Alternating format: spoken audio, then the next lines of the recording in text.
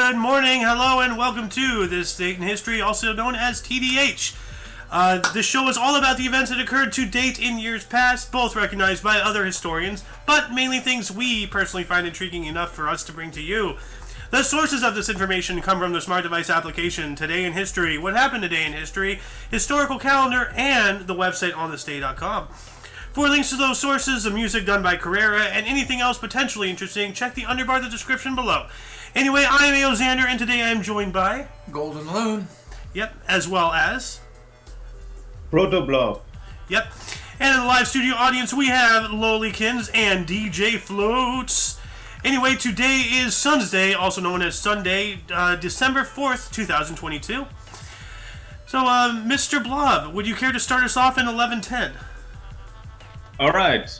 The first historical event is 1110. Syrian harbor city Saida, also known as Sidon, surrenders to the Crusaders. Ah. I wonder if that's like the First Crusade, or like, that sounds about right for the First Crusade. When, That date, you think so? When was the First Crusade? I think from 1096, so yeah. That has to be the First Crusade. That's only 4 years after it. Yeah. So, yep. And they surrendered, so yeah. Yep. Oh, so I thought the Crusades were earlier. No. Anyway, Okay. Go ahead. Alright, we will continue a few centuries later in 1534. Ottoman Sultan Suleiman the Magnificent, he occupies Baghdad. Ah. Yep. Baghdad was part of the Ottoman Empire. That is right. Yeah, absolutely was. And it was also part of Persia at one point. Yeah. Later it was, renamed to Turkey. Yep. Yep. Mm-hmm. And that's a little weird because it's right next to a country that's called Hungary, And I don't know why, one doesn't take over the other, Like, you're hungry, have some turkey, Oh, man. Move on, please. Yeah. My joke knows no borders, unlike geography. Oh, it's going now. It Puns are landing. It might not know borders, but it fits perfectly with the next event we have. In 1619, the first Thanksgiving, 38 colonists from Berkeley Parish in England disembark in Virginia and give thanks to God. Considered by many the first Thanksgiving in the Americas. Okay. Yep. All right. And 1665, Jean Rachin's Alexandre le Grand premiered in Paris. Huh. I didn't know. I didn't know there was like a play named after me. That's strange. Hey, whatever. I guess my name goes all the way throughout time. Even to the past. Anyway, 1688, General John Churchill, later the first Duke of Marlborough, changed allegiance from James II to William of Orange. Huh. So I wonder what this guy... He was English. Okay, I thought for a second he was Italian, with his side swap. Yeah. So. And William of Orange should be Dutch from the name. William of Say Orange? again, what? William of Orange was detached from what? From his name. Oh. Oh. Yeah. You said he was Dutch? I think so. Let's see here. William III, also widely known as William of Orange, was the sovereign prince of Orange from birth, stadholder of Holland, Zeeland, Utrecht, Guelders, and Overijssel in the Dutch Republic from the 1670s, and the King of England, Ireland, and Scotland from 1689 until his death in 1702. Good pull. Yeah, great call. Dang, dude. See, this is why I have these people on the show, because, I'm just an idiot. I just surround myself with people who actually have something to bring to the table, and then just by happenstance it makes us all look good. So why do you have me here? Experience. There you go. Then in 1791, Britain's The Observer was first published, the oldest Sunday newspaper in the world. So I wonder if that's the oldest, still surviving, or, the oldest ever, Well, So... and it's a Sunday paper. Yeah, The Observer. Let's see here. The Observer, it's still around. Yeah. It is a British newspaper published on Sundays. It is a sister paper to The Guardian and The Guardian Weekly, whose parent company, Guardian Media Group Limited, acquired it in 1993. First published in 1791, it is the world's oldest Sunday newspaper. So it says here, it looks like it's still going around. Circulation as of July 2021, so it still looks like it's still around. Yeah. So I'm going to add the link to this in the underbar. As well as, let's see here, what was the last one? With William of Orange. I'm going to put his wiki in the underbar as well, just for hee-haws, because why not? Anyway, I believe it is now Blog's turn once again. Alright, and we have the year 1816. James Monroe is elected to become the 5th President of the United States, defeating Rufus King of the Federalist Party. Huh. Yeah, James Monroe. Didn't we have him up here yesterday, seems to me? James Monroe? Oh, well, it doesn't matter. Maybe because he was elected? Could be, Like, yeah. let's see here. Yesterday was 12 the 4th, the 3rd. Yeah, you're right. James Monroe was inaugurated as the 5th president, so that was Okay. yesterday. Yeah. Yeah. All right. Okay. In music history in 1843, Robert Schumann's Das Paradies und die Perle premieres in Leipzig. And that's German, right? Yeah, German. No, die Peri. I have no clue what that is. Oh, The first part- Robert the Schumann parent- is German. So, Yeah, the first part of the title means the paradise, but I don't know what the second part means. well, let's see here. Let's Google Translate from the tech language. Paradise and the purr, whatever purr is. So, but yeah, you got most of it right. Oh, it is the name of the title character. Ah, Oh, okay. all right. All right. It was sung by Livia Frege, who was a German singer. So, All right. very famous in the 19th century, apparently, but we don't. Yeah, I gotta see more operas and plays and everything. Like, we gotta get back into doing that. Yeah. So, Yeah. We go to another U.S. election in 1844. James Knox Polk was elected as the 11th U.S. president. huh? James K. Polk. I didn't know it stood for Knox, so that's interesting. I wonder if that's where Fort Knox comes from. I believe it does, yeah. You know what? Let's see believe. here. Fort Knox, named after Major General Henry Knox. Okay, so I'm dead wrong. Yeah, we're both wrong. So interesting. Well, now that you think about it, a middle name wouldn't be something that you would name something after. Yeah, Yeah. yeah. Although, you never know. So, Yeah. Yeah, but his mother was Jane Knox Polk, and she was born as Knox only. So she has married one Mr. Polk, and that's where his name came from. so instead of one of these abbreviated hyphen names, like, they just use someone else's last name as their middle name. His mother's middle name. Yeah. So her mother was Jane Knox when she was born, and that's where his middle name, or Comes from. Yeah. probably the first part of his last name. Then, in that case, came from. Yeah. That makes me wonder, where did middle names even come from? Like, when did they start? Why? Like, Well, where did middle names come from?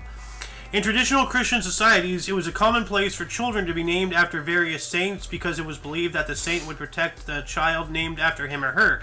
It appears that the practice of naming children after saints was what eventually gave rise to middle names. Interesting. well, I know in our family, my middle name is my father's first name, Yeah. and my brother's middle name is after an uncle. My middle name, from what my birth mother told me, was from it was a family friend, right, or like some random like relative, Thinking back, I can't quite remember. Anyways, go on then. Yeah. Well, I'm gonna add the link to this this website here about the middle names in the underbar as well for further reading, because it is really interesting where middle names came from. So Anyway, moving on up to 1875, William Meager Tweed, Boss Tweed, of the Tammany Hall, New York City, escaped from jail. Huh. Wait, he's a politician and a businessman, and he's a jailbreaker. What the hell? Sounds about right. Well, no. It would sound right if he avoided the jail time. You see, he's a failed... We didn't say he was a good politician. Yeah, but you wish he was only that. He also was the third largest landowner in New York City, director of the Erie Railroad, the 10th National Bank, and the New York Printing Company, and the proprietor for the Metropolitan Hotel. So I wonder why he was powerful. I wonder why he was put in jail. Obviously caught doing something he wasn't supposed to do. On the 20th of September 1870, he was accused of robbing the New York Treasury. Holy cow! Wow. And, and a year later, he was arrested after the New York Times exposed his corruption. Huh. Oh, and good. Then convicted in 1773 of defrauding the city of $6 million, sentenced to 10 years imprisonment. Oh my God! Wow. You know, that's no easy task for a man that powerful to go after him. Yeah. So kudos. Yeah. You know? Yeah. We need more of that, definitely, in today's world. Jumping on up into the 1900s and 1905, British government of Arthur Balfour resigned. Or British government of Arthur Balfour resigned. So, I don't understand what that means. The British government of him, so I guess his government, like... He was the prime minister, and his government is the government that he was the head of, the prime minister. It's like saying President Biden's government. Yeah, that makes sense. Yeah, I just know that the British have different. Like, every country has different, things. Oh, yeah. So. Then in 1914, Walter Johnson accepted money from Federal League Chicago Wales. Actually, hold on, let me reread that. Chicago Wales. Clark Griffin threatened to take Johnson to court. Yeah. Huh. I gotta. Well, he's one of the great ones, the all-time great, Walter Johnson. Oh my God. Wow, I'm gonna have to read that. Victoria just sent me a news link. Anaheim police say man jumped to his death at Disneyland. Oh, geez. In his 50s. Huh. From the parking structure. Wow, I'm gonna have to read that.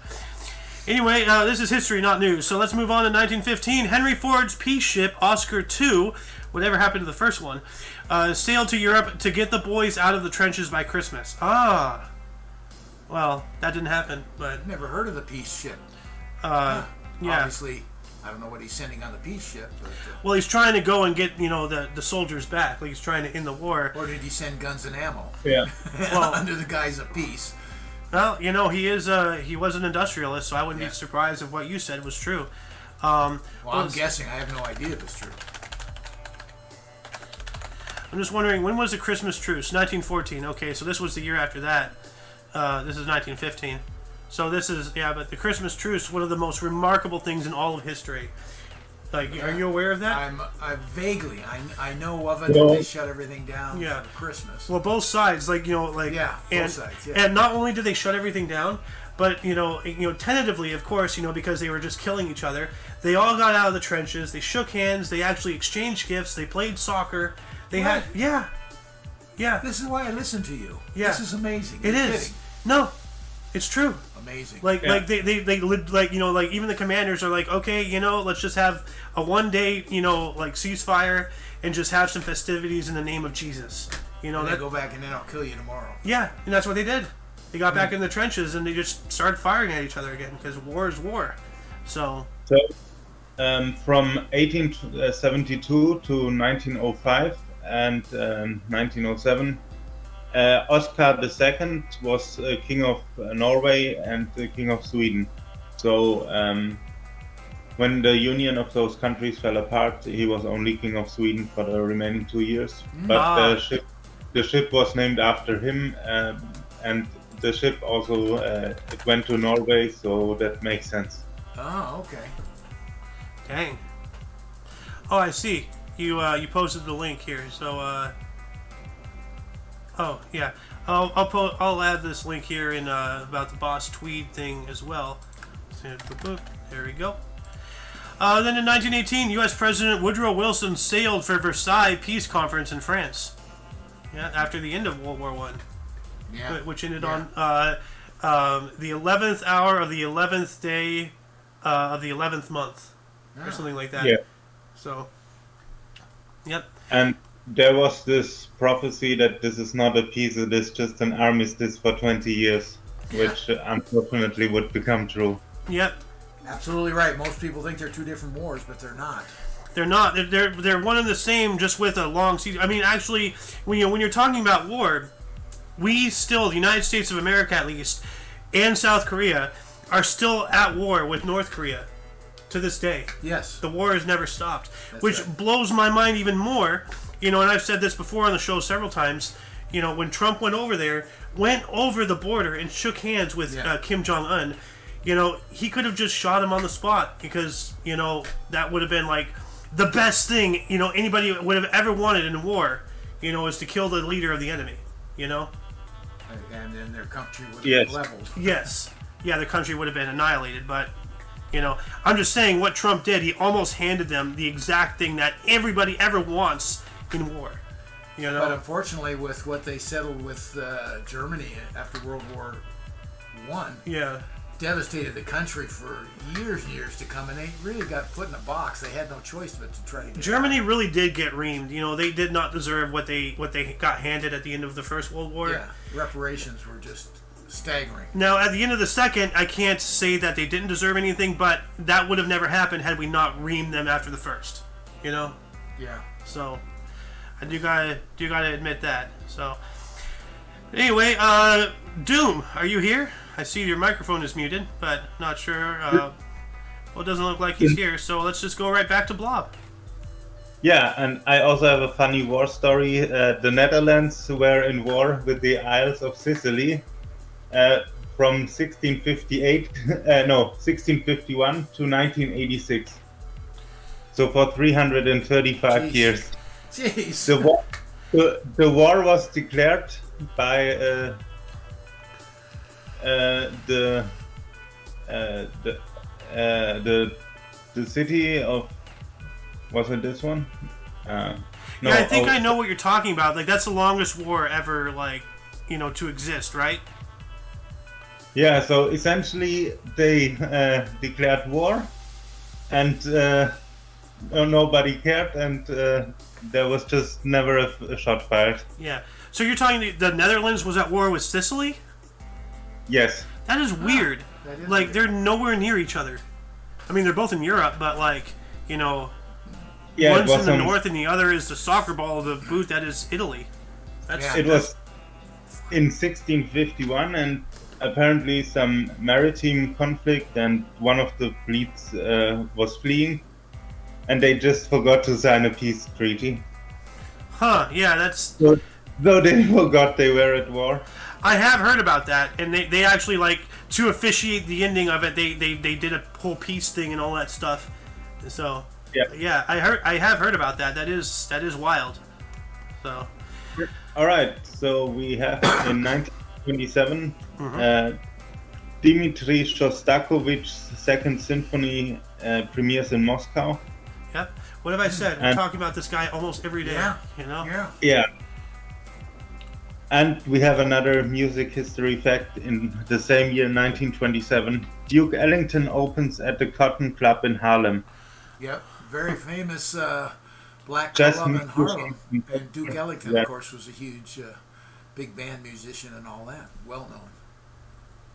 Yeah. And we have German historic event in 1932. Kurt von Schleicher succeeds Franz von Papen as the Reich Chancellor of Germany, the Reichskanzler as we call it. The Rice Chancellor? Yeah, but the Weimar Republic, Third Reich, that time, and a year later Hitler came to power, and you know what happened then. Yeah, right. I was there. just about to say, didn't Hitler rise to power the next year? Because it was 33, Yeah. I believe. So, yeah. Yeah. Well, speaking of 1933, FDR created Federal Alcohol Control Administration. I don't like it when the feds stick their nose into private business enterprises and whatnot. No. But, I mean, remember during Prohibition, they actually poisoned, alcohol in order to intentionally make people sick. That was their intention, to make people sick. Some people did die, but it was all a way to, like, you know, persuade people not to drink alcohol, make them think that it would make them sick, you know, or that, you know, scare them. Yeah, and it just ended up, you know, murdering, you know, people needlessly, and there should have never been prohibition, ever, you know, like look what that did. All it did was make people like Al Capone, the St. Valentine's Day Massacre, you know, all the crime in Chicago, you know, like. Whenever the government steps into something, everything just goes even more to shit. Okay, So, move on. yeah. The most scary words in the American language are "I'm from the government and I'm here to help you." Yeah. That's when you close your door and barricade it. Like. Anyway, 1943, Major League Baseball Commissioner Kennesaw Mountain Landis announced any baseball club may sign blacks. So. Negroes, yeah. We can't say that word. We can't? They use a word that is considered very racist today. Yeah, it is. Even though it literally means black in Spanish, but... So, Negro is still a racist word? Oh, yeah. Even though the slang of it is what's considered Oh, no, N-word. the whole thing across the board. We are not the right color to be allowed to say that word. Now, where does the word Negro derive from? Like, I thought you told me, like, it was Spanish, you know? Is it? Yeah. Somebody else told you. I don't Hold on a know. second. It's Spanish for black, and Yeah, of course, Negro. Negro is black in Spanish. Yeah. I have a friend who plays video games, and she has Pokemon Black in Spanish, and that word is also used there. Yeah. Small fact. Oh my god. Pokemon Negro. That's... That's funny. I'd like to get a copy of that just to put on my shelf, you know? Well, I think you can probably get it from some online seller. Yeah, probably. Yeah. Anyway, 1951, Aaron Copland's and Jerome Robbins' ballet, The Pied Piper, premiered in New York City. I've heard about that. The Pied Piper. You know, just to come in, yeah. We talk about Mr. Copland also a lot on the show, it seems. Just to go back to the Negro thing, okay, how did Spanish get into this? The Spaniards were the first ones to bring their own slaves over to America. Yeah. They were the first slaves here brought by the Spaniards. Oh, yeah. Yeah, no, so that's where the Negro Spanish word comes from. Okay. Yeah, no, the Spanish were the first ones to, like, make plantations and stuff for sugar and all that stuff out in the Caribbean and whatnot. You know, Jamaica. Cuba, Jamaica. Oh, you wanna make a da-da-da-da-da-da-da. And our vice German president Teddy Mama. is from Jamaica, and her either grandfather or great-grandfather owned slaves. Wow. And that's not on the news? Then they're not going after her because of that? No, it doesn't be on the news. It's just history. Yeah. Anyway, Well, no, they'll go after everybody else, but they won't touch her for that when she actually has, like, documented lineage to that? Wow. Yeah. They should go after her, seriously. I can't tell you how many generations back. It was a great-grandfather or whatever. But yeah, somewhere back there they owned slaves. Dang, that's not surprising, honestly, with how she acts. So Well, she had nothing to do with it, no. In defense of her. don't defend That's her. just, it's just a... Let's Screw move on. her. Let's move on. Yeah. Anyway, right don't back to you, Mr. Blob. Yeah, and I don't know if that's a real thing or if it was just made up for a comic I once read, I mean. But there are also negritas that are small licorice sweets. Oh, yeah. Yeah, I've heard about those, too. Like, there are, like, like a handful of different candy names with that word in it. So... And there's one there's one candy name that's straight up the hard R too. Ah. Yeah. So we have music in 1956. An impromptu recording session by the $1 Million Quartet, Elvis Presley, Carl Perkins, Jerry Lee Lewis, and Johnny Cash takes place at the Sun Studios in Memphis, Tennessee. Wow, those are just major rock and rollers. yeah. Johnny Cash, Elvis Presley, Jerry Lee Lewis. But Cal Perkins not even highlighted, but he was a biggie too.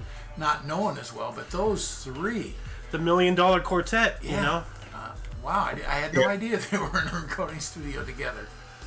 Well, due to inflation and their success, probably it would be the $1 Billion Quartet by now. Yeah.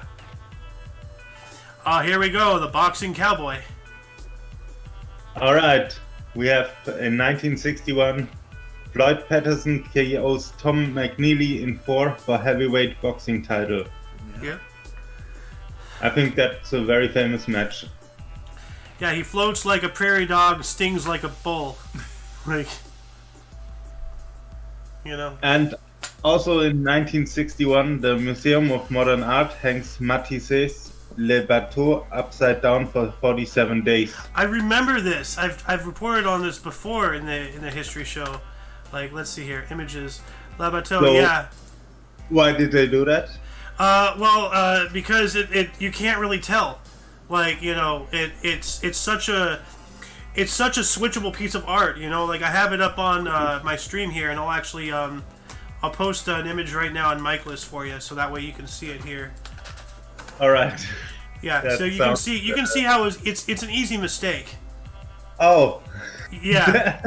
I think that's understandable. Yes. Yeah. Did you see that? Yeah. It's an easy mistake. Yeah. So from what I see, it's some kind of shark fin underwater and overwater, and you cannot really tell the difference. It's supposed to be a flower.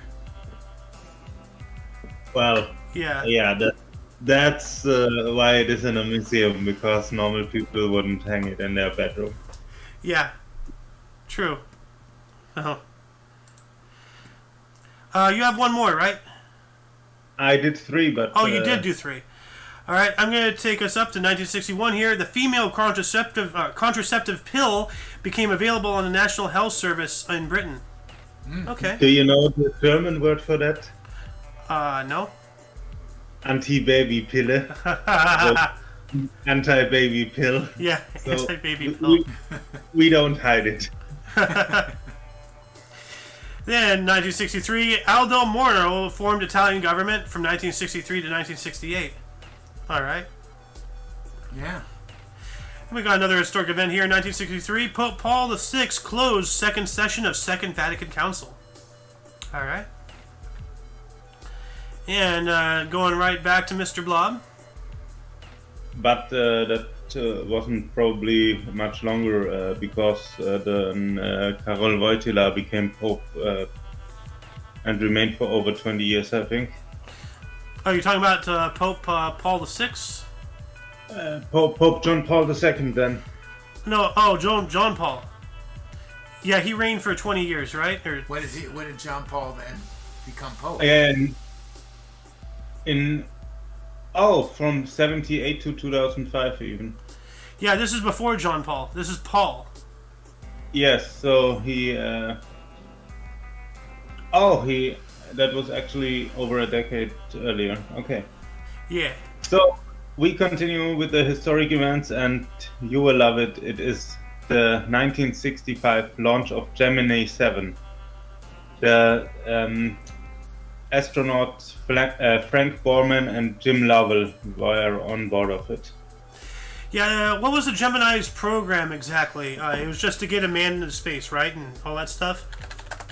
67 I or don't something like that. Yeah. remember. Yeah. 67B, something like that. Yeah, Gemini was an early NASA human spaceflight program. Gemini helped NASA get ready for the Apollo moon landings. 10 crews flew missions on the 2-man Gemini spacecraft. The Gemini missions were flown from 1965 and 66. So yeah, that is right. So yeah. All right. We have also in 1965 San Francisco giant Masanori Murakami, 4-1 this year, does not renew his contract, signing instead with the Nankai Hawks of Osaka for $40,000 in baseball. Dang, $40,000 was kind of like peanuts even back then. Now people are making $40,000 a game or $150,000 a game. $40,000 a game if they're sitting on a bench, you know. Yeah, so that was he made his debut at 20 years old with the San Francisco Giants and stayed there for two seasons. Ah. Then he decided to go home, I guess. Yeah. And the Nankai Hawks were his original club. So essentially he spent 2 years in Major League Baseball and then played in Japan. Yeah. From what I can see. Alright, and we have one more. Yep. The Jean-Paul Sartre visits the Red Army faction leader Andreas Baader in prison. So Baader, he was the RAF, the Rote Armee-Fraktion, Red Army faction, that was a German terrorist organization, and Baader was imprisoned for being one of the leaders of it. Together with Ulrike Meinhof, and they have ordered the killing, for example, of industrial people like Hans-Martin Schleyer, and the prosecutor, what is the highest prosecutor in the United States? General Attorney, or the Attorney General. Yes. Yes. So the German counterpart, the Generalbundesanwalt, so same name essentially. He was also Siegfried Buback. He was also murdered by the RAF. Ooh, dang. Wow. So they were really. Some of those people are still out there and not yet in prison. They had like 4 generations and then dissolved in 1998. Yeah, it So says. you're saying there's some really bad news people still out there. Yeah, well, like, I mean, he lived up to his name, Batter, you know? Like, I mean, it says here... That's something else. It says here, like, he was first convicted in 1968 with his girlfriend, Gudrun Inselen, of firebombing a department store in Frankfurt as a protest against indifference to the genocide in Vietnam.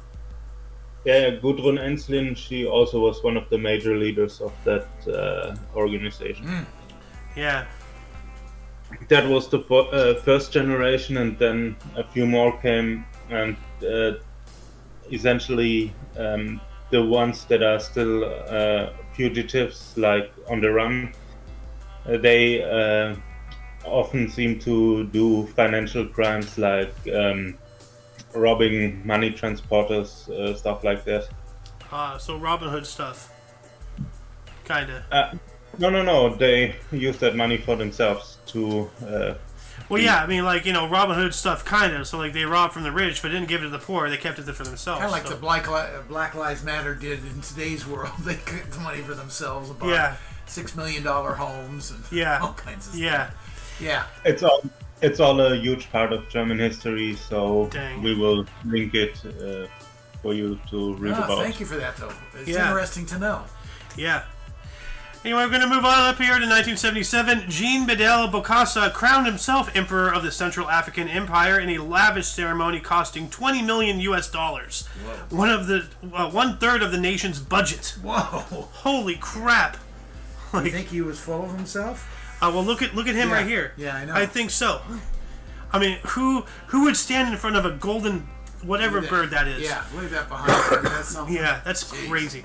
And like that robe, you know. I mean, look at his guards. They're decked to the nines. Yeah. Okay, I see we have the link here to the Red Army faction, so I'm going to post this wiki in the underbar as well for further reading for anyone who's interested. Ooh, I see Dumaruni Samich. About the quote you said, it does not float like a prairie dog, sting like a bull. It's float like a butterfly, sting like a bee. Bulls can't sting. Oh yeah, I know that. I was just, you know, making a fake quote about that. Anyway, we also have 1977. Neil Simon's Chapter 2 premiered in New York City. All right. So I wonder when Chapter 3 came out. You know, if there was one. If there was one, you never know. Yeah. And then we got some sports history. 1977. Oh, hey, your favorite sport here. It's Australia. 1977, West Indies won first World Series cricket test against Australia at VFL Park in Melbourne by 3 wickets, chasing 235 for victory. Viv Richards with 56 and Clive Lloyd 44 guide WI, Western Indy, by the way, to 237/7 with 2 days to spare, mate. Crikey. Cricket. What's a wicket? Anybody know? I don't know. It sounds like, you know, like something mechanical. Like, oh, you know, flick at the wicket, you know, like, you know. Well, I think a wicket is what they catch. I don't know. I don't know. It sounds like an engine part, you know? Like, oh, plug in the wicket, you know? Like, I don't know. Actually, I was crossing lacrosse and wicket. Lacrosse. Not the same thing. No. So, I don't know this Bokassa what kind of person he was, but from that photo we have here, that's how you should look like as a king, I think. Oh yeah, that guy. Well, oh yeah. I mean, not really. You know, if your nation's not doing that well, you know, then you shouldn't be dressed lavishly like that, because that just opens up the door for people to resent the ruler and overthrow them. You know, like it's the same thing as like, you know, that one picture of the Pope in the Vatican telling everybody to live within their means while he's surrounded by gold. Yeah. It's like, are you kidding me? You know? And his point of view would be probably, no, I'm trying to make national pride, you know? Uh-huh. Okay, good luck with that. Yeah. Yeah, his budget was not appropriate for... Yeah, well, like 1/3 of the nation's budget, you know, that's ridiculous. Yeah. So... Yeah. Anyway, it's your turn again, sir. Alright. In 1978, the Dutch war criminal Peter Menton was freed. That's not good. We shouldn't be freeing war criminals. So... He was a wealthy landowner and businessman prior to World War II, and during the time in Poland, he came to hold a grudge against a neighboring Jewish family. In 1941, after the Nazi occupation, he is reported to have personally helped shoot a member of the family against which he held a grudge. Oh, wow. So straight up murder. So it's funny. He was straight out a murderer, not just a war criminal. Yeah. Wow. It's funny. I'm looking at his page here. It just says profession war criminal. Like, oh my god, who gets into that line of work? Like, yeah, he was sentenced only to 10 years in prison for war crimes. That's it. That's not enough. And he wasn't sentenced for murder? Yeah, the murder was included in those 10 years in prison, so... Wow. Way too lenient. That's horrible. That's way too lenient. Yeah. Anyway, we have one here in 1980. Yeah, 2 months after the death of drummer John Bonham, Led Zeppelin announces they will disband. Oh man. So, you know them from Stairway to Heaven and other many great songs. There was also one called Over the Hills and Far Away, long before Nightwish did a title with the same name. Huh. That's interesting. There's a lot of songs out there with same and similar titles. Like, you really got to know like who made the song specifically you're looking for. Because if you just search for like, you know, I can't think of an example right now. Stairway to Heaven definitely show up. Is a good example. It's a very famous song, and later Lady Gaga did a song that was completely different. But the exhibit song is one of those rap songs that got heavily censored on TV. Ah, yeah. Well, we have one here in 1981 that, like, I'm kind of on the fence about if that's good or bad. So. Well, I will read it and you will then give the opinion. In 1981, Reagan's Executive Order on Intelligence, number 12333 or 12333. That allows the CIA to engage in domestic counterintelligence. I assume it was signed by him. Yeah, yes. Yeah, it's an executive order. So, and like I can see where the benefits of that is, but at the same time, that opens up the door for them to start spying on the citizens. You know, like it's a dangerous way to go. Any validation to do, you know, these things, and like you know, look at the Patriot Act. Look at what it's done. Look at where we're at now. Well, you know, the Patriot Act's a great example because I say, oh, we got to do this. This is after 9/11, of course.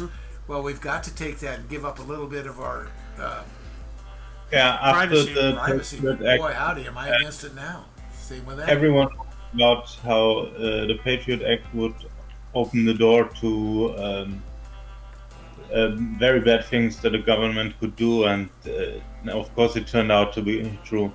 Yep. I was never for the Patriot Act since the start. Like, well, you saw it better than I did. Well, I didn't see it. Like, you know, you saw the potential of what it could do. Well, it wasn't that I saw the potential. It's that like You know, and that was back when 2001, right? So I was what, 15 or something? Yeah, something like that. Like, I just didn't trust any. Well, I never have since. I just don't trust anything from the government. You know, especially when they're like, oh, like start spying on your neighbors, start reporting, suspicious activity. Nope. You know, because that means somebody's spying on me. Yeah. You know, and I'm not doing anything suspicious, but it's all in perspective. Yeah. You know, so. The German government afterwards tried to adopt similar policies, but the federal court struck some of them down. Good. Also, we will link the complete text of Executive Order 12333 for you to read. Ah, yes, I see here. Yeah, I wasn't aware of that executive order, and that's just horrible. Yeah, and that was Reagan of all people. Yeah. So, I mean, who claimed that the problem is the government. And he has something like that. It makes no sense. Yep. Anyway, what happened in '84 here? Oh, I thought it's your turn, but I can read it. Then I'll take it. 1984, 6 Ace Cable Awards, David Bowie, Serious Moonlight by Anthony Eaton and HBO win, I believe. Mm-hmm. Yeah, he was a talent. He was a huge talent. Yeah. Too bad he looks like a strung out older Kevin McAllister. Like, have you seen what's his face? The guy who played him from Home Alone? Have you seen him as an adult? I don't think so. Kevin? Yeah, hold on a second. Not McAllister, it's Kevin. No, it's not. No, that was his character's name. Kevin McAllister, adults. Let's see here. Yeah, McCaulkin. That's what. Yeah, Macaulay Culkin. Yeah. Macaulay Culkin. Yeah. Yeah. He sang solo. He even had a guest appearance at the Angry Video Game Nerd. Yeah, that's right. Macaulay Culkin. That's a joke. There's one picture where, this is the one. Like, he looks like so strung out from, looks pretty sicky. Substance abuse. Like, he looks like a tweaker. You don't know. Yeah. Well, I don't know. Really. I'm just saying he looks like one. Yeah. And he was a child star. He did work in Hollywood, so things are lining up. I'm not saying anything definitely, but the what's the word? Well, being a child star is very difficult. Oh yeah. As you become an adult. Yeah. People break from being famous as children. Well, in your formative years, that's what you know. As being that child star. But now he looks a lot better. He cleaned himself up. Oh yeah, look at that. Yeah. You can still see the old little Kevin face. Yeah. Yeah, absolutely can. Yeah. Anyway, moving on up here to 1985, French President Francois Mitterrand received Polish leader Wojciech Jaruzelski.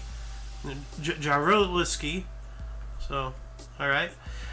And we got some sports history here, 1985 as well. Slobodan Zvojonovic of Yugoslavia upset number 2 seed John McEnroe 2-6, 6-3, 1-6, 6-4, 6-0 in the Australian Open quarterfinals. Leaves McEnroe without a major singles title for the first time since 1978. So it's about 7 years right there. McEnroe needed anger management. Man, he used to just go off on the officials and things like that. Did he ever slam his... Throw it down, bounce back up. Dang. So, McEnroe indeed was pretty much upset, probably. He looks like an angry man. I mean, look at that. Like, he looks pissed right there. Yeah. So, well, he was so competitive. Just came out of him. And this is why I never gotten anything, professional. Like, I have that in me, too.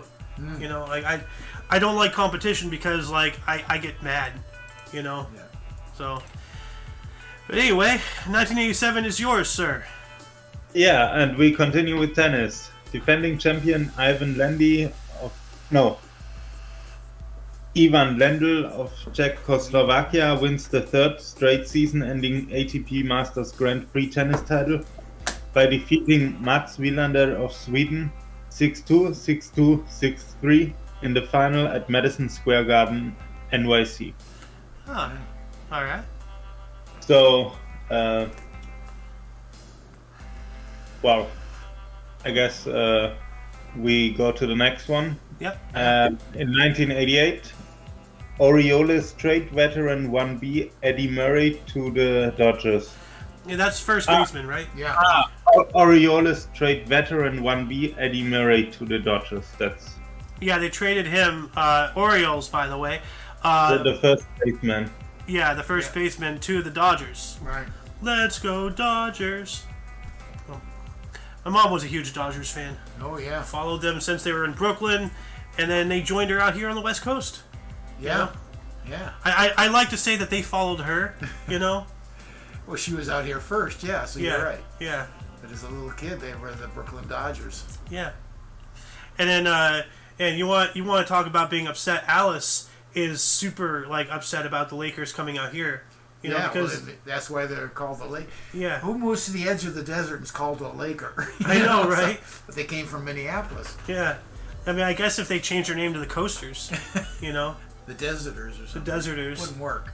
The Deserters? They never show up for a game. Anyway.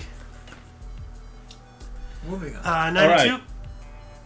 In 1992, in the Somali Civil War, President George H.W. Bush orders 28,000 U.S. troops to Somalia. What do we have to do with a Somalian civil war? I have no idea. The Stellvertreterkriege, the what is it called? The wars between the United States and Russia that were fought on the proxy war. I get it. Okay. Proxy war, yes. All right. Thank you for filling me in. I should have known that. That makes sense. Yeah. Maybe that still was part of that. Yeah. Well, 1992, I was only 5 years old, so, you know, I didn't know what was going on. Anyway, you have one more, right? I think? Oh, I did three. Oh, yeah. Man, dude, I really got to start keeping track of this stuff. 1993, Dan Jansen skated world record 500 meters in 35.92 seconds. Whoa. Yeah, I remember him. That's remember a fast. in the Olympics. That's why it's called speed skating. Yeah, that's speed skating right there. Oh, yeah. It's amazing what those guys do on the track. Yeah, speaking of speed skating, do you remember, like, back in the Beijing Olympics, you know, a few years ago, or, like, last year or whatever, there's speed skating, and that one guy, he grabbed one of those, because, you know, they have those little markers along, you know. Yeah. He grabbed one of those and then slid that behind him and knocked it right into the guy behind him and knocked him down. I remember something about that. It was the Chinese competitor or something doing that to somebody else. So yeah, I remember something about that. And then they, of course, you know, like, won that event, and the refs didn't do anything, you know, because China. So at that time, by the way, Dan Jansen, however he's pronounced, he had won Olympic gold medals already in 1984, 1988, and 1992. Wow. Yeah. Dang. So let's see, 1993, he was born in 1965, so he was already, like, almost 30 years old. Yeah. So that's pretty up there in sports. Great one. I remember him. Yeah. And I don't follow speed skating, so to remember him is something. Yeah. Then in 1996, we have the 7th Billboard Music Awards. Alanis Morissette won. All right. Isn't that ironic? Huh. And I'm going to do the split here real quick before I go on to the 2000s. All right, welcome to part 2. We're going to move on to 2001. The 12th Billboard Music Awards, Destiny's Child and Shaggy won. All right. I've heard of Destiny's Child, and yeah. I've heard of Shaggy, not this Shaggy, but, you know, Shaggy from Scooby-Doo. So, cartoon. Yeah. I don't think Shaggy of Scooby-Doo could win a music award, but he can. Mr. Bombay. He can surely win an award where he catches gangsters. Yep. In 2001 as well, Marieke de Klerk, the ex-wife of former President F.W. de Klerk, is murdered at her home in Cape Town. Dang. Ooh. In South Africa. Yeah. Wow. Yeah, F.W. de Klerk. Well, you know, that has to, obviously politically motivated. This is the guy who got rid of apartheid. Oh, okay. Yeah. Okay. F.W. de Klerk. He also died last year at age 89 from cancer. Oh, man. Minimum wage is also born in apartheid. Yeah. Keep the blacks out of the market. Yeah. Workforce. Yep.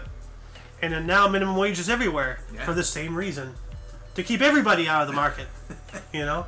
Slavery was never abolished. It was just extended to include everyone. You know, as the saying goes. But yeah, you're right. He died on November 11th. I think we did report on him, maybe. I'm not sure. So it was originally thought that the former First Lady had committed suicide. And her killer was a 21-year-old Luyanda Mboniswa. Worked as a security guard in the luxury secure complex where the clerk was living.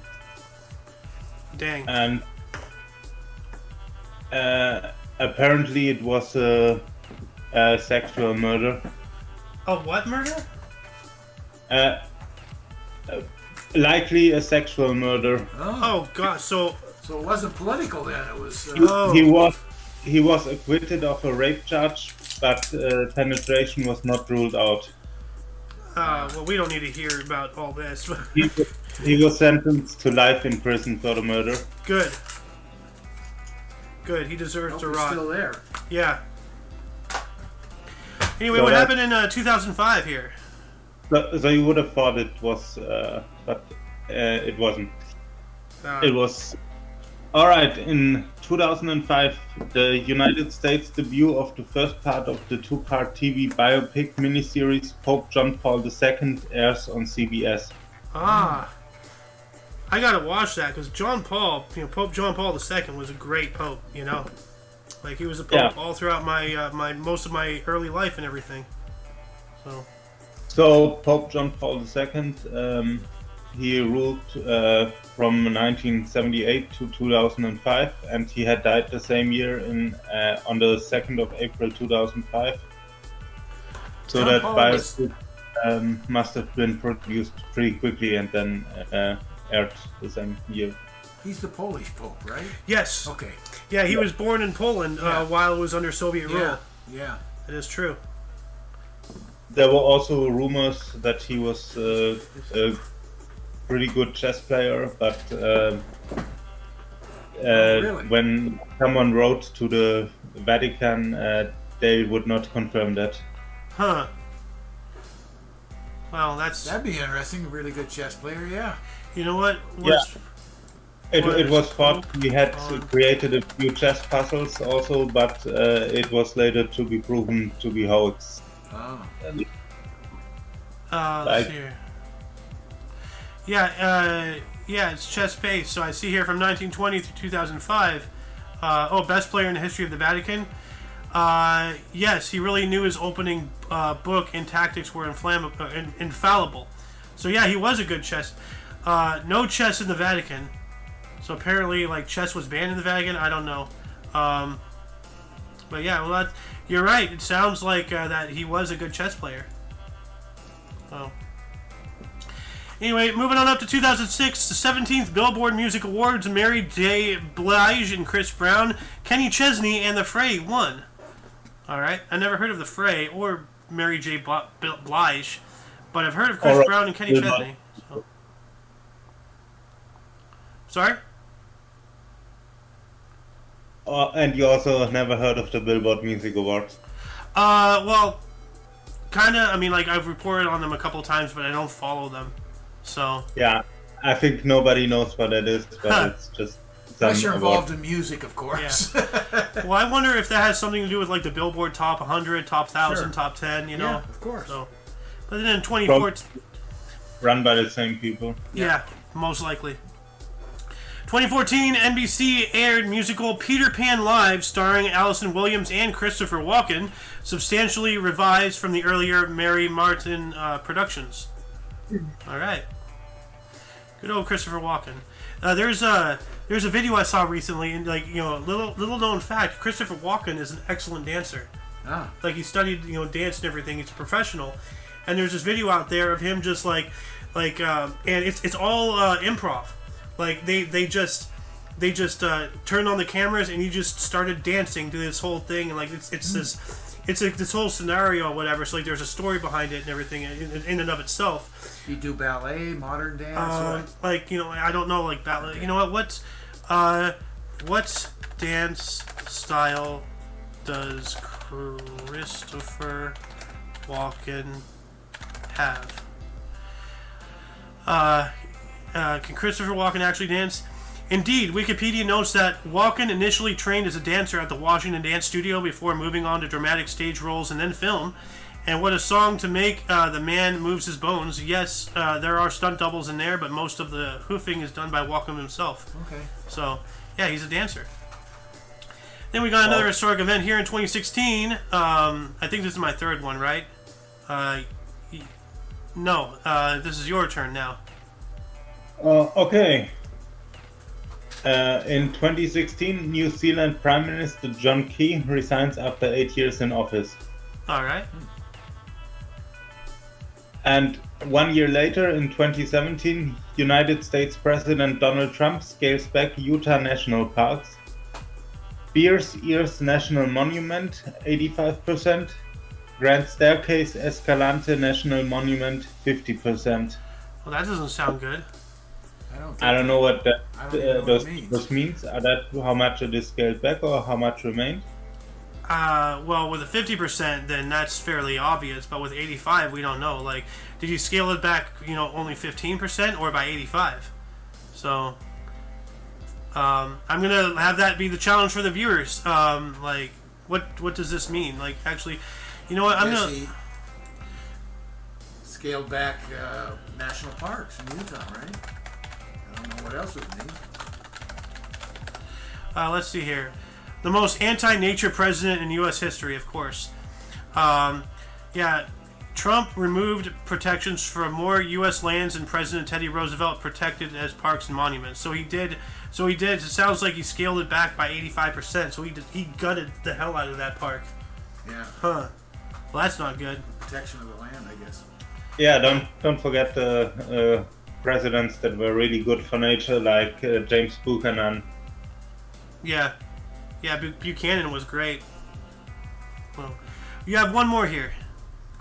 Yeah, and we continue with politics. It seems that the modern things are pretty much about politics. In 2018, the French president Emmanuel Macron drops controversial rise in fuel tax after 3 weeks of mass protests. Yeah, so, the whole yellow vest thing. So he tried to, from how I read it, make a rise in the fuel tax, and then after the 3 weeks, he did not go through with it. Backed off. Yep, he heard the people loud and clear. Well, see, here's the weird thing about Macron. There's for months, the whole yellow vest protests have been going on, because gas in France was outrageous. Yeah. That back in 2018, it was the equivalent of $7 to $8 a gallon. Yeah. So it was equal or more than us, and we're complaining about our $7 a gallon out here, which we have the right to complain about. But see, here's the interesting thing. The day that because the people of France hated him so much that he actually fled his own country and was living in Switzerland or something, for a couple weeks or something. He actually left the country. And temporarily. Temporarily. Okay. No, but he just got out because people were calling for his head. Yeah. Somebody actually built a guillotine in the town square in Paris or something. They wanted to kill him. Wow. They wanted to kill him. And I don't know exactly that was, but for a while in France, in the suburbs of Paris, cars were burning every night. So maybe that was around that time. Yeah, it sounds about right. But the point I'm trying to make is that because there was one day where he was supposed to show up, and have this whole press conference or something, talk to all the yellow vests and everything about the protests. And guess what happened on that day? Notre Dame caught fire.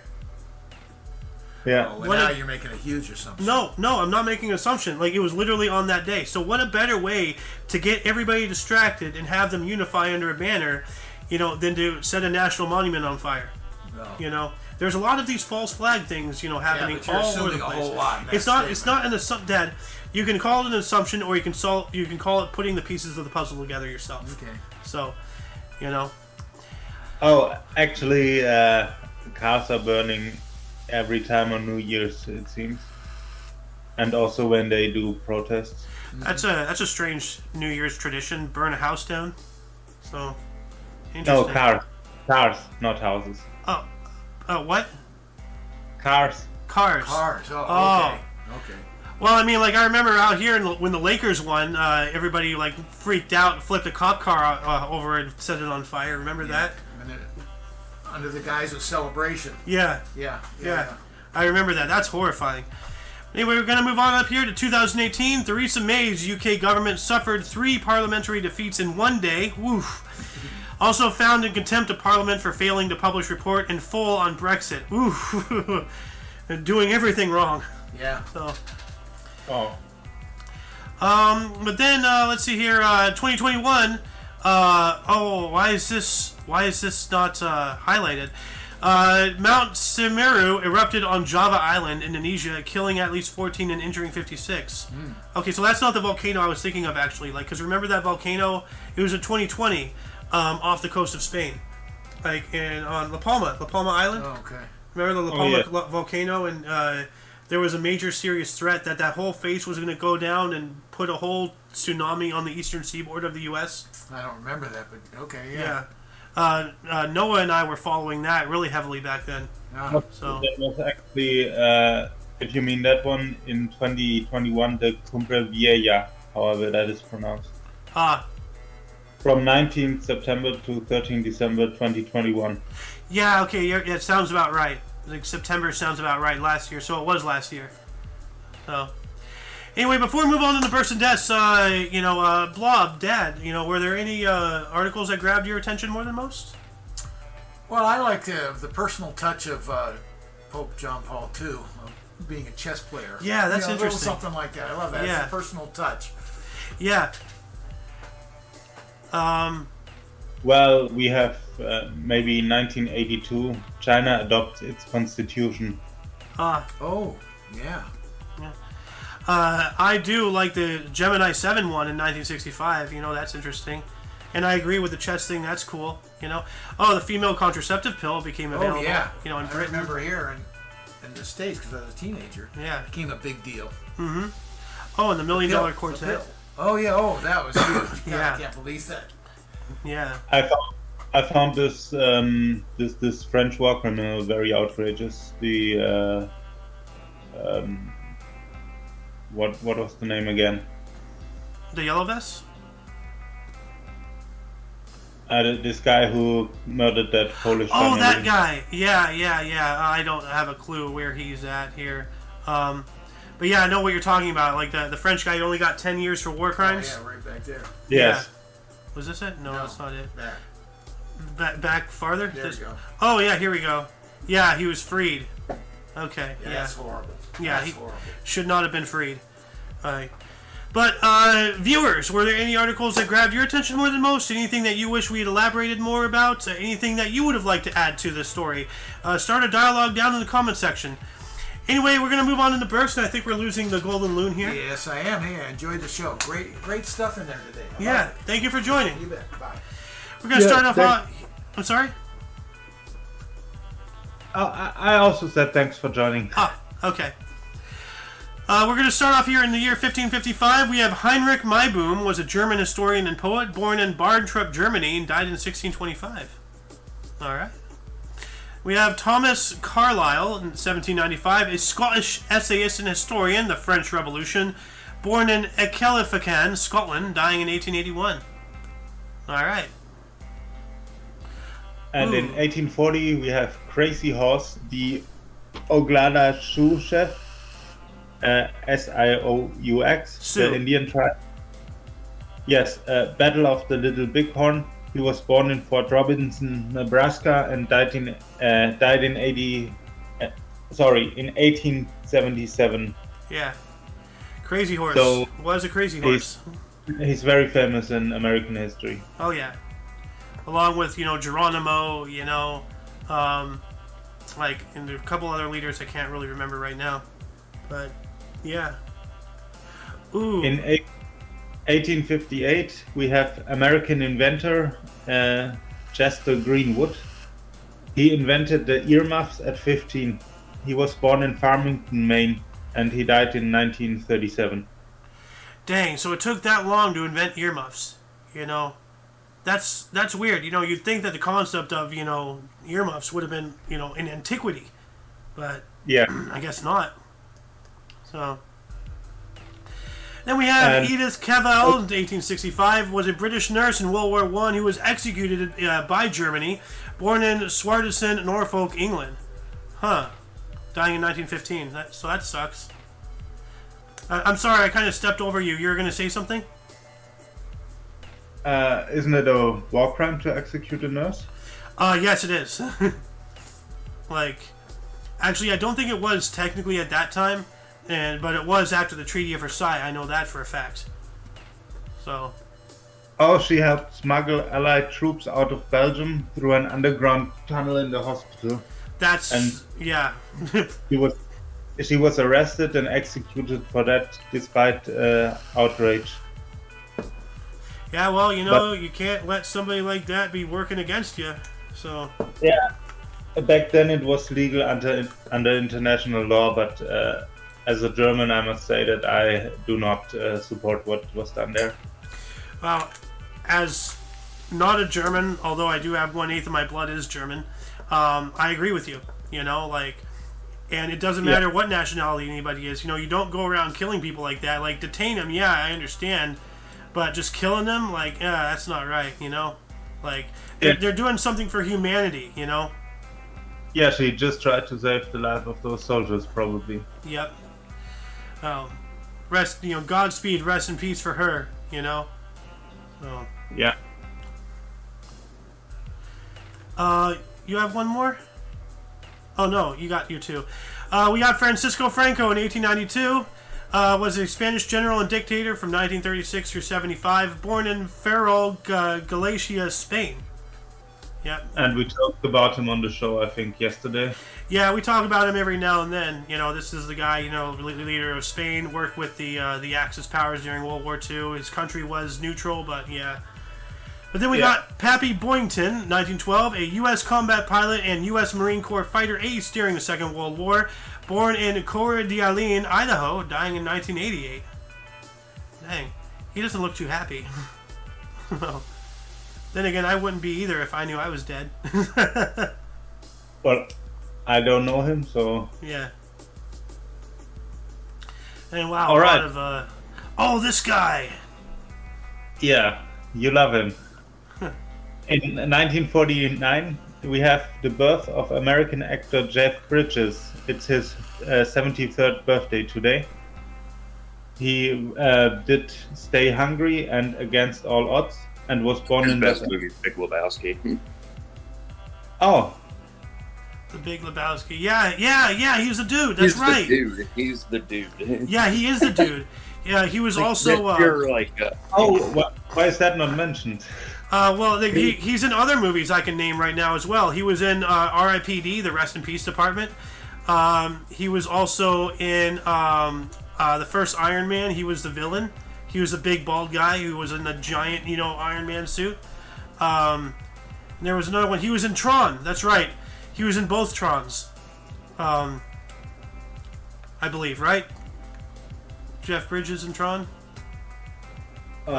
I don't know. Yeah, well, let's check. Yeah, I recall that. The Tron movies were pretty good. Yeah. So they're very, very underrated films. Only show the movies that are not as much known. Pardon me. Well, Tron, it was a remarkable movie. It was the first feature-length movie to feature CGI. So they made another Tron. I think it was in the 2000s. Yeah, they did. I've seen that one too. That one was flawless. How do they not mention it? It was good. It was really, really good. Yeah. Just people hated on it too much. Yeah. There was too much hate. You gotta give them credit. The CGI in that movie is you can't. There's very rare occasions that you can get CGI that good. I see Luli has come back. Welcome back. Oh. Hey, sorry, I haven't did for a minute.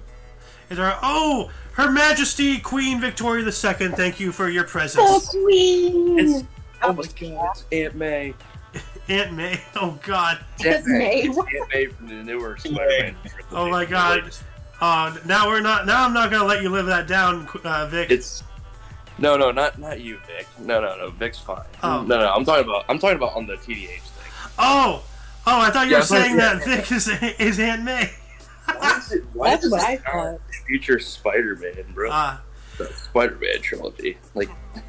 Well, it's Bob's turn to take this. Go for it, sir. To get back to Jeff Bridges, he was born in Los Angeles, California. Oh yes, he was. And we have another actress this time in 1964, American actress Marisa Tomei, who played in the famous legal drama My Cousin Vinny, and also In the Bedroom and The Wrestler. She was born in Brooklyn, New York, and it's her 58th birthday today.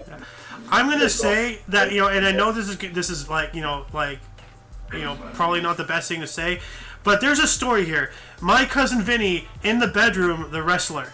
That doesn't sound good. It's a legal comedy, not a legal drama, of course. Yeah, no. I was just making a story from those three movies, like risque. Anyway, Doom Guy, now that you're here, wow, Zany is here. Welcome to the show. Mr. Doom, if you so wish, it is your turn here in 1969. Jay-Z, 1969 American rapper and record producer. Reasonable Doubt in the Blueprint. Born in Brooklyn, New York City. Alright. He's, honest to God, one of the most talented rappers. He is probably one of the very few rappers that can put a rap beat on a rock song. Huh. And the specific song is Numb by Linkin Park. Oh, I'm going to have to listen to that. Oh, it's good. It's really good. I'm going to pull that up. Hold on a second. Jay-Z, hold up. Numb. Don't play it yet. Yeah, which song did he do by them? I'd love. He did a little thing with Linkin Park. He did his own little, like they have the original Numb song. Yeah. But then they also have the one where Jay-Z's in it. Very cool. He even does it live. Yeah, he does it live. Do I have it here? Linkin Park / Jay-Z Numb Encore Uncensored. Here, try the. Yeah, I have the live version here. That's the one you're gonna want to watch later on. All right, I have the live version here, so I'll watch that one after the show. But you have another one here, and this name is very familiar to me, and I don't remember exactly why. Tyra Banks, 1973. Huh? Go ahead. Oh, sorry. Tyra Banks from 1970, born in 1973, American supermodel and actress. Higher Learning and The Fresh Prince of Bel-Air, born in Inglewood, California. My dad, I believe, went to Inglewood High School back in the day. Everyone knows The Fresh Prince of Bel-Air, so you probably know her from there. Tyra Banks. Thank you. Like, this is bugging me now. Like I know the name. Tyra Banks. Yeah, she's Wasn't she playing? What character is she from Bel-Air? Yeah, well, I never saw that show. I just know her from somewhere else. She's one of the. I was gonna say she's one of the main characters. Ah. Yeah, she's one of the lead characters of that show. I've never seen the show. Like, maybe that's why I know her name, but I've heard her somewhere. Something political, maybe. I don't know. Like, the Tyra Banks. Okay. Yeah. Anyway. She also played in Halloween Resurrection. Maybe you know her from there. No, I don't know her from movies, I think. No, America's Next Top Model! Definitely not that. I don't care about any of that stuff. Korea's Next Top Model, even. She did America's Got Talent. She was a judge on there for a while. It'll come to me. It has nothing to do with pop culture. I'm out here trying to find mayonnaise and I don't see it. I think it's tucked in the back. It's in the back somewhere. I can't see it. Huh. She also starred in a few music videos. Alright. For example, Black or White by Michael Jackson. You know what? I'm just going to look. What is Tyra was a supermodel back in the day, but way before you. Tyra Banks. She worked with you, Victoria? You have a secret? Huh. Yeah, she was a supermodel for Victoria's Secret for a long time. Ah. Yep. Well, Yeah, but what is Victoria's Secret? What is the secret that this? If I told you, it wouldn't be a secret. How many times have I said that in my life? Well, so we all agree. We know Tyra Banks from the music video "Black or White" by Michael Jackson. Well, as the song goes, I know Victoria's Secret, and girl, you wouldn't believe she's some old guy up in Ohio making money off girls like you. So. Yep, Wexler. Yep. Anyway, Lily, Vic, do either of you want to take a couple articles here? I can't see. I'm good. I can't see it either. Oh, that's. I'm on an iPad. Well, maybe you should open your eyes. That would help you to see better. You know, like. Yeah. Yeah. Well, anyway, I'm going to take here 1974. We have Anke Huber, is a German tennis player, Fed Cup 1992 and Hopman Cup 1995, born in Bruchsal, Germany. And then we also have. Actually, it's pronounced Anke Huber. Just. Okay. I believe you. You're the German here, so like. Believe him. Yeah, I think Bruchsal is near Freiburg, in the southwest of Germany. And then we have 1992. Kim Seok-jin is a Korean singer-songwriter for Behind the Scenes, The Astronaut, born in Anyang, South Korea. And then we're going to move on into deaths here. Mr. Blob, do you want to start us off here in 749? Yeah. Also, I don't have any further information about Mrs. Huber, so... let's start 749, the deaths. Saint John of Damascus, Syrian monk, priest, and theologian, dies. Just dies. Just went bleh, you know? Yeah. So, yeah. I guess the life data is not well known? Apparently not. Oh. I'm gonna send somebody mayonnaise for their birthday. That sounds weird, but okay. Specifically Hellman's. It's just gonna be like 10 bottles of Hellman's. Yo, you know what you should do? I posted this picture in the Y-Files Discord last night, but you should get that candy cane flavored ragu pasta sauce and send that to someone. That sounds like it'd be nasty. Oh my god, it's Pam Poovey! Hi, oh, yes, I forget. Well, I kind of did. All the women, all Zany's women, AEO's women are on. Oh my god, there's actually, for the first time in I don't know how long, there's 4 women here. We have Loli, Queen Victoria, Zanny, and Pam Poovey. You know, the women outnumber the men here. What's up? Oh my, oh shit snacks. Oh shit snacks.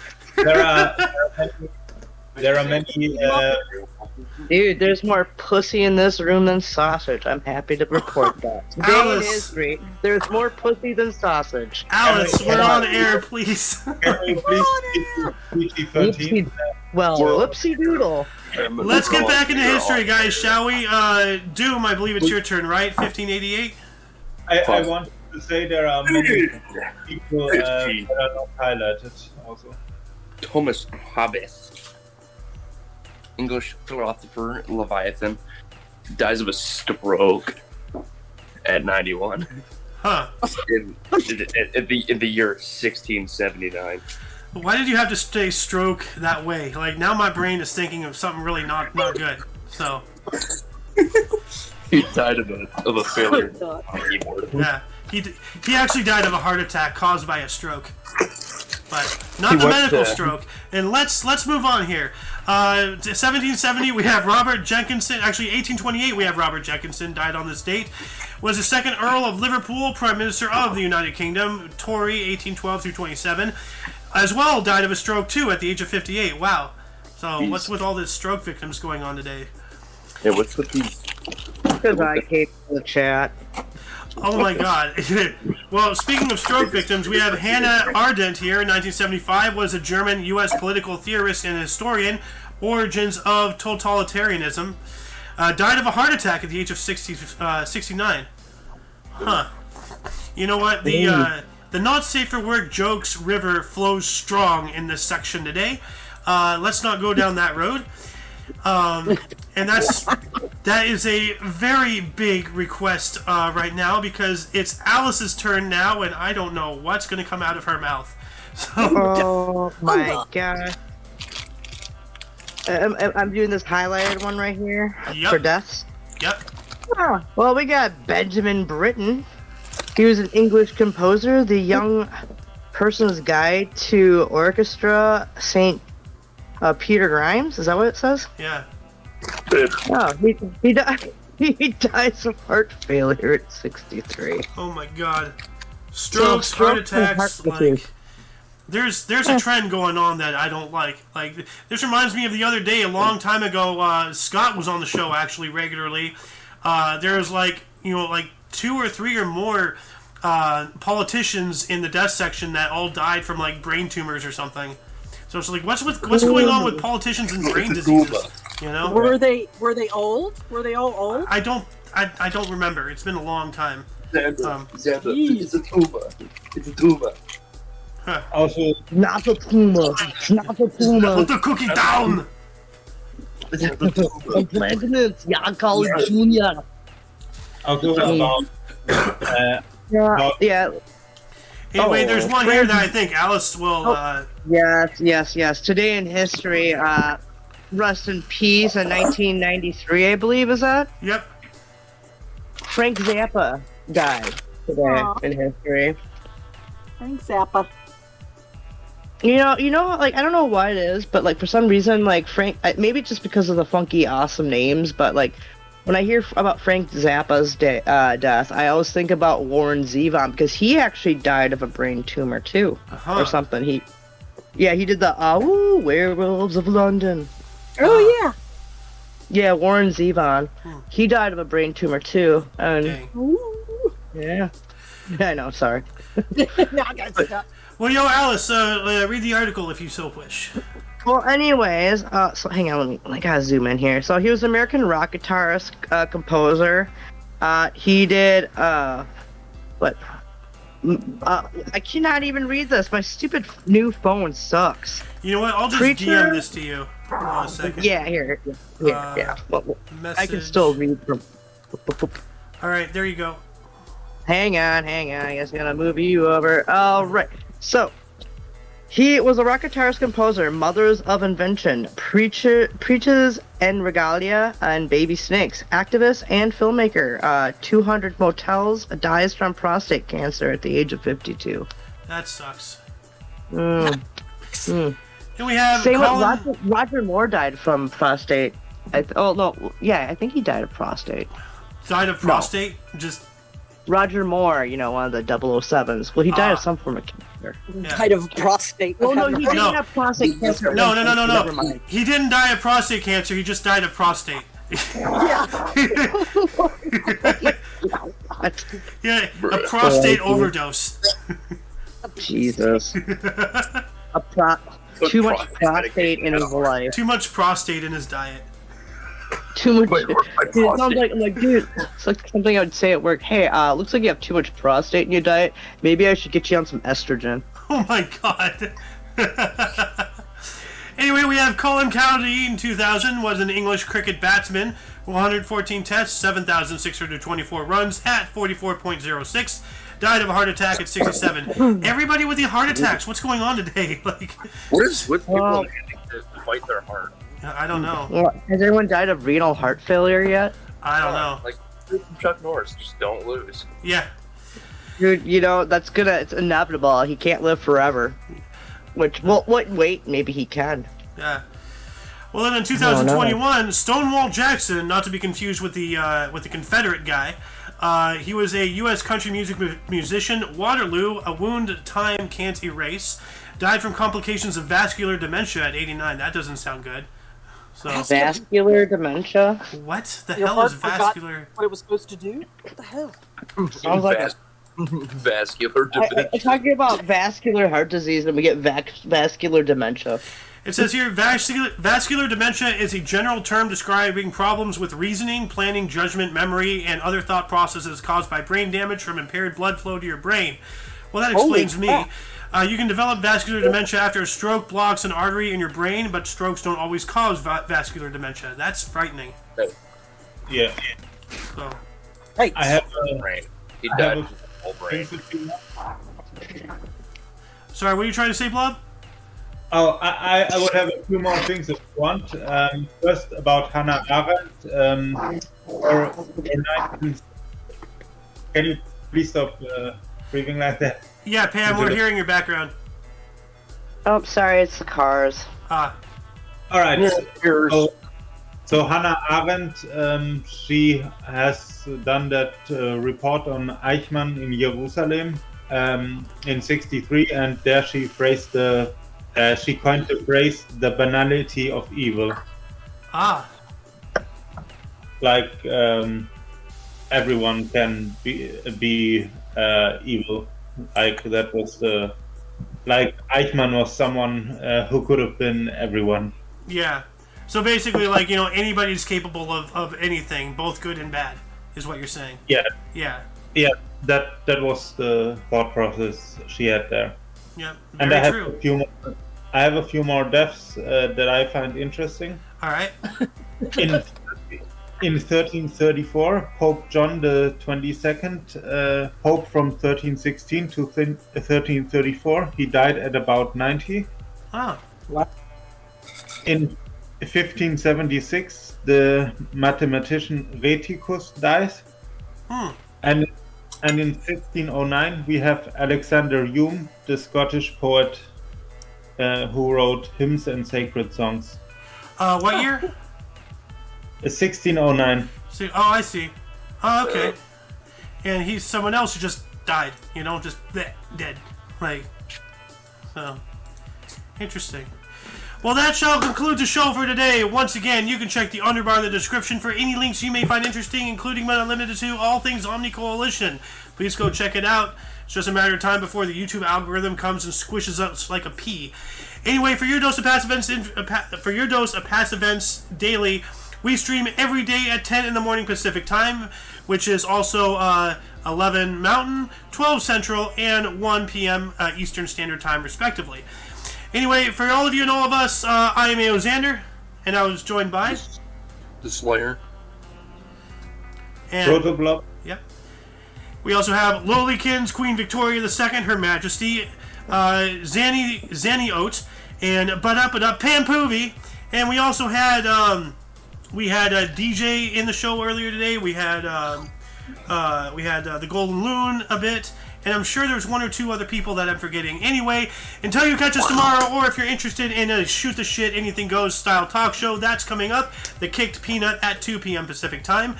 Anyway, whenever you catch us again, until then, don't forget to look right and left at every intersection, rate 5 thumbs, and subscribe. Until then, toodles! Toodles! Toodles! Toodles.